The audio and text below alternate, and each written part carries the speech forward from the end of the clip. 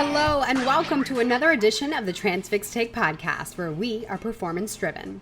It's the week of September 13th, and we are bringing you news, insights, and trends for shippers and carriers from our market expert, Justin Mays. Mays, as always, it is great to be with you. How's it going? Hey, Jenny, it's great to be back with you this week as well to talk more about the freight markets, especially as we start heading into the back half of September and preparing for Q4. We are inching closer and closer to peak holiday season, but I've got another holiday that I quite enjoy, and many of us do here at Transfix, if not all of us. Do you want to lead us in, Mays? That's right, Jenny. This week is an extra special week as we thank all the drivers out there throughout Driver Appreciation Week. Now, Mays, I have to say I'm a little jealous because you spent the day at Molson Coors to kick off Truck Driver Appreciation Week at a Carrier Appreciation Day event.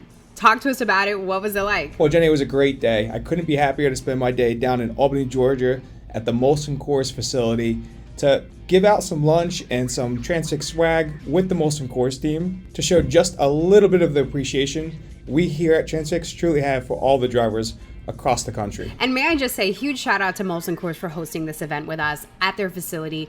Mays, I am sure you met tons of amazing people. I love talking to truck drivers. So again, super jealous. That's right, Jenny. As you have also come to learn, drivers are some of the greatest people to talk to out there. Not only because of what they do every single day to support the supply chains around the country, but just to have a conversation with them and learn their background, why they got into the industry. They are always open to talk and have quite some stories to tell. I only wish we could spend more time out there on the road to really get to know them and continue to identify where we can support them. And Mays, the work doesn't stop here, right? Although National Truck Driver Appreciation Week is 1 week long, to the country, for us it's all year round, and we really do mean that because we're constantly looking for ways to make their lives easier because we know it's tough out there on the road. So again, we appreciate all of the truck drivers across America. Now we've got a little bit of information to help you through what's going on in the markets, Mays. With Labor Day weekend in the rearview mirror, it's become pretty clear that capacity is still extremely soft. And there are still some markets gaining some traction, especially in the Northeast and Midwest.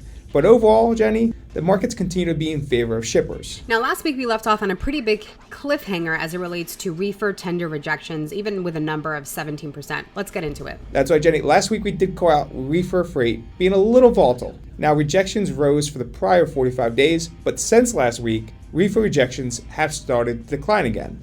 Now, I don't think they're going to continue to decline. I think we're going to see them remain pretty stagnant until about mid-October, where volatility in the reefer market usually starts to pick up as we go into the holiday season and the winter. That's right, and it's important to note that a lot of shippers around the holiday seasons will flip dry van cargo into reefer freight. So that way, you're going to start to see more of that uptick in reefer volume. However, you're also going to start to see an uptick in reefer tender rejections as a result. But enough about the holidays for now. Let's talk about where the national rate per mile average sits. I hope you have good news. Unfortunately, Jenny, I don't have the best of news for drivers this week. Rates will continue to stay pretty stagnant after not picking up the steam I originally expected from Labor Day weekend. Currently, we're sitting around $1.61 to $1.62 per mile without fuel included. Now, again, I believe we're at the bottoming of the spot market still. I don't think that carriers should expect more loosening, bringing down spot rates, but they're not seeing the tightening that I would have anticipated from a major hurricane in Labor Day weekend. Which is certainly an anomaly that we'll continue to dig into over the next couple of weeks, Mays. But I know that Hurricane Lee has been developing. What's the story there? That's right, Jenny. Speaking about hurricanes, we do have Hurricane Lee on the radar, but to be quite honest, I don't think it's too much to be talking about in terms of the freight industry, as most of the impacts can be way up north in the northern parts of Maine and Canada.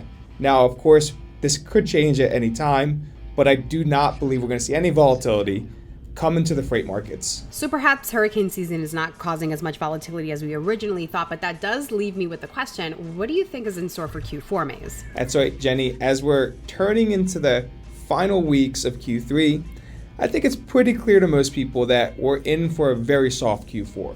Of course, we're going to see some volatility around the holidays, but other than that, I don't think shippers or carriers should expect too much different. And listen, that is certainly not the holiday season that we are hoping for here at Transfix for anyone in the trucking industry. That said, there are a lot of macroeconomical factors that we are going to be zeroing in on with another episode of the Transfix Take on State of Freight with Paul Pojemski, who is head of our freight market intelligence team. You do not want to miss that. That is coming up before September ends, and we have a very special guest from Chevron joining us to talk about the state of fuel as well.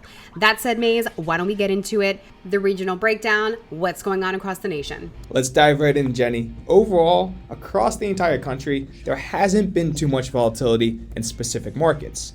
As we drive down south, we continue to see what is most likely the bottoming of where rates will go on average out of this region. Now, there are some markets that are seeing slim increases and other markets that are seeing slim declines, but nothing stands out as an outlier. And when we talk next week, we're probably going to see the same thing, except the markets that saw increases may see decreases and vice versa. I really do think that rates originating down south have hit their plateau. Good to know, Maze. Now, what's happening over in the West? It's still no gold rush for carriers, though there are still pockets of tightening up in the Pacific Northwest. When you talk about the larger markets, such as Los Angeles and Ontario, there's still generally some softening happening.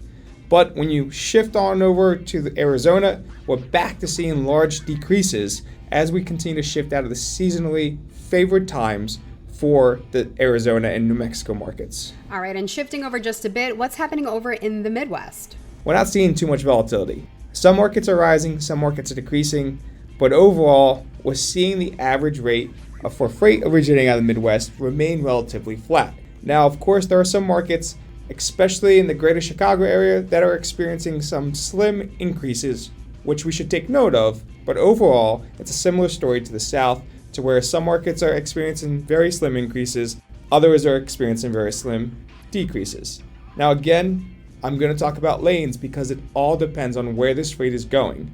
And as regions start to hit their floor or their ceiling, the lane becomes even more important to understand to get the best rate you can per mile heading where you need to go. All right, now why don't we shift on over to the Northeast, where I hear a lot of the markets there are continuing to tighten. Just about every market in the Northeast saw rates increase week over week. This includes some of the bigger markets such as Elizabeth, New Jersey, and Allentown, Pennsylvania.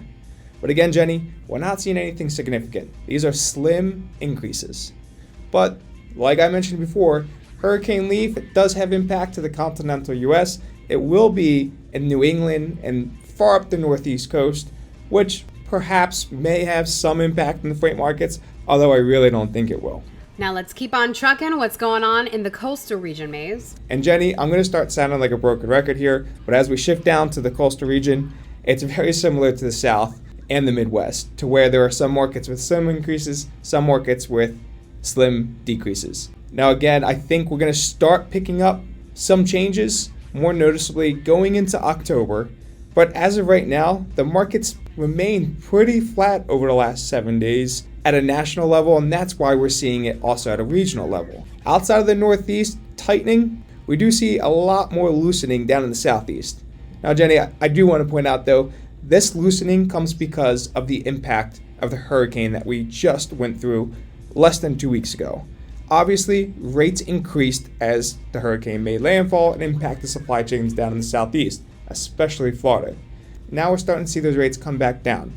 Not yet where they were prior to the hurricane, but they are seeing some pretty significant decreases, especially out of markets like Jacksonville, Florida, which saw the average rate decrease 3% week over week. Okay, so a lot of the same stories across the markets, regionally, Maze, but what are we going to focus on next week? Next week, where I really want to focus is what should carriers and shippers expect in the next 3 to 6 months. And we're going to talk a little bit about imports. And, one of the big things that are catching a lot of people's eyes is the level of imports from Mexico compared to China. Now, if you remember months ago, right at the beginning of the summer, I believe before produce season started, we said Mexico was going to be the dark horse of imports. You're right, Jenny. One thing we want to definitely take a look at is the fact that imports from Mexico have surpassed imports from China. And this hasn't been experienced in the U.S. since 2005. So it's definitely a shift of what a lot of people were talking about reshoring manufacturing a couple months ago. It's certainly starting to play out in supply chains.